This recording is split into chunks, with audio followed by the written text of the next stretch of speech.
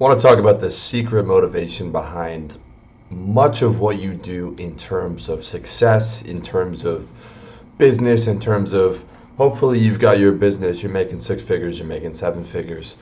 And if you don't, you're at least thinking about it, you're moving towards the direction. Back when you had a job, though, and you're struggling, you're dying, you're in school, you hate being told what to do by the teachers, you work in the job, you hate being told what to do by your boss is a fucking lesser man than you are, you hate having colleagues, you hate being an equal to other people, you hate getting, just regular person treatment, which is bad. Like, regular treatment is bad. If you have regular customer service, your customer service is bad. Everywhere I go, it's bad customer service. People aren't greeted when they come in a store, they're made to wait in line. The person behind the counter doesn't smile, they don't ask you how you're doing. People will cut in line and they won't be checked by the person working there. There's no clear definition of where to line up. People drive like they don't have any consideration for other people.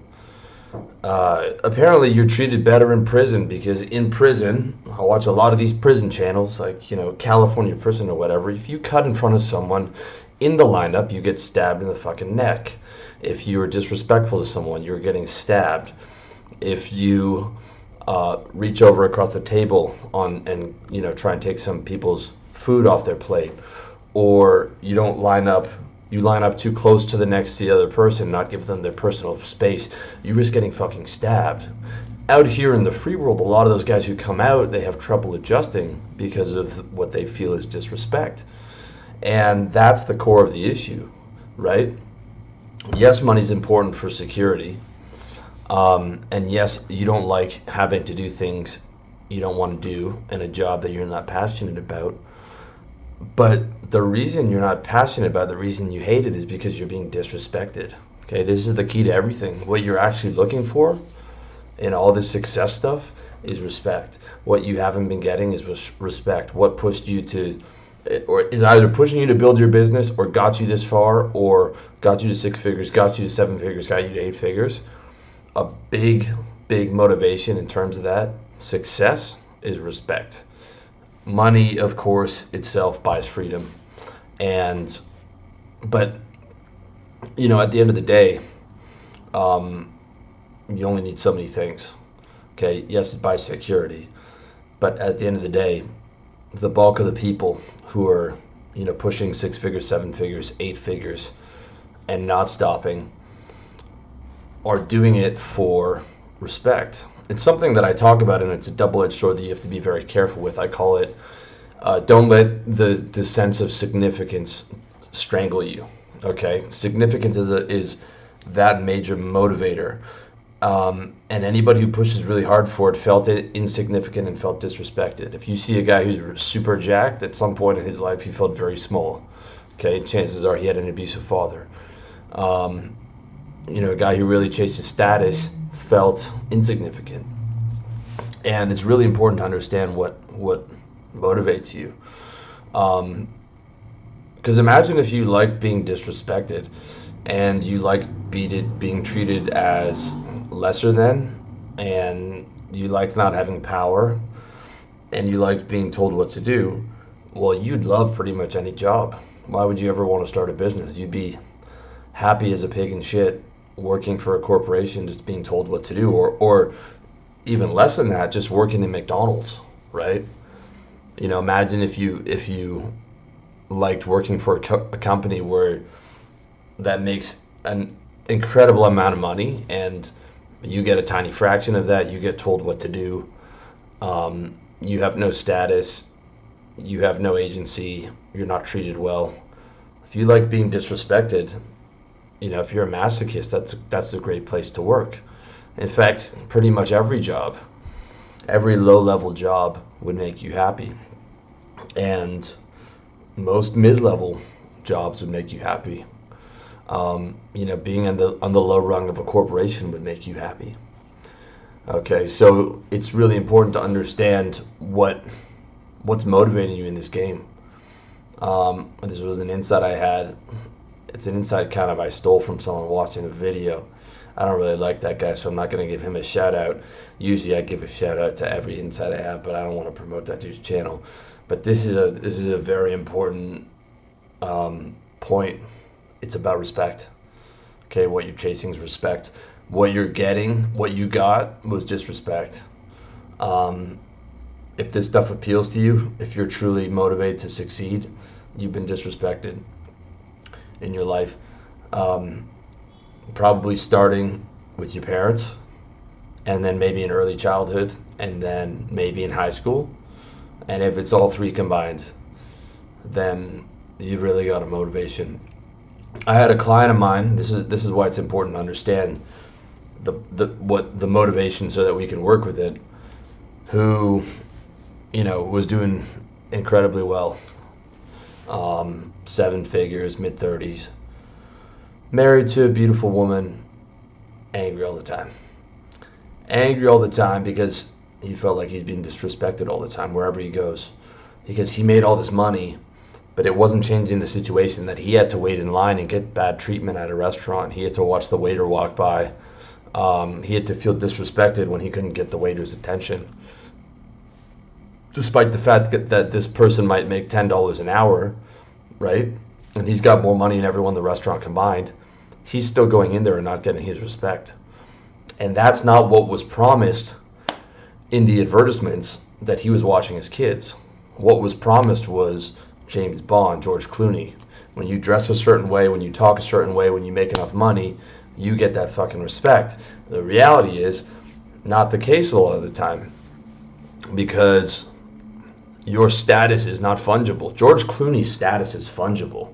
He's blasted it so far around the world that he's the man, that he can go anywhere and he'll get special treatment and he'll get his respect in a restaurant, wherever he is in the world. If you're just a sort of a successful businessman and you're not known everywhere, well, there's a chance you might not get your respect. And you come to realize, what am I doing this all for? Why did I push so hard? Like, of course the money's good. I'm not like, money's huge, financial security, freedom, and all that stuff. But like, what did you need to get free from, right? I always thought my motivation with the money thing outside of security was freedom. But why did I want to get free from a job? Why did I always want to get free from school? Because I wasn't being respected, man. I wasn't being treated the way that I felt like I deserved to be treated. I have a big self-image for myself. I felt like I should be treated well. I like to treat other people well. I wanted to be treated well. I always wanted to be popular. I always wanted to be treated well. Wherever I went, and I never liked it, never will like it, not being treated that way. So it's something that you have to recognize, like, success and money and a little bit of internet fame does give you that respect in a lot of ways, but it's not fungible across the board. It's not, you're going through customs, you're still treated like a bitch. If you're going to any restaurant in Eastern Europe where I'm at right now, the customer service in this part of the world is not what it's like in America and Canada. So it's actually worse. Okay. So you have to recognize that, like, this is what's been motivating you, and it's really that sense of significance coming from a lack of feeling significant, a lack of respect. So I actually think it's a good way to solve a problem. Like, this is probably the opposite of what a psychologist would think. I think for a guy who felt really small, getting jacked is the best way to solve that problem. Start with a structural solution. So I think being successful is the best way to solve that problem. I mean, God made you a certain way. God made leaders and made followers. And some people are cool just working a job. And all this leader-follower thing would just go right over their heads. Because it's not for them. They're not built like that. But if you are, and if you're frustrated, it's because of that sense of disrespect, that you want some respect. Remember that interview with Birdman on that dumbass radio show where he's talking about put some respect on his name. This is the guy worth almost $1 billion. You know, one of the wealthiest people in rap.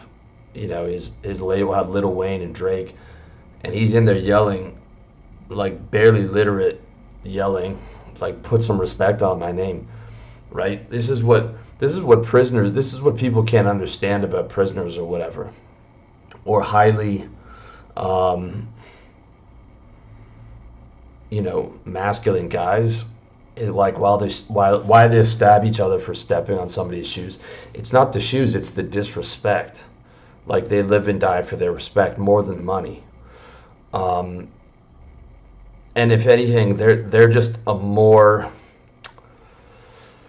in-your-face representation of like successful businessmen who've been able to hide that primitive nature behind a veneer of slick talk and fancy suits and stuff. But at the end of the day, they still feel the exact same way about their shoes being stepped on, about the disrespect. And that's a huge thing.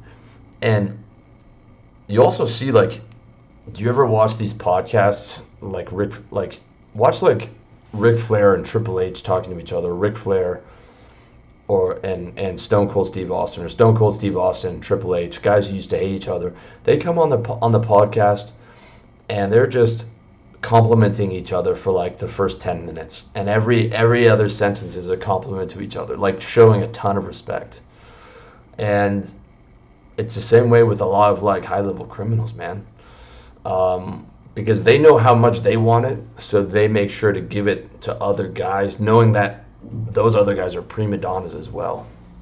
Okay, that's why I keep telling you guys about constructive criticism or anything like that, like always being in rapport, being respectful,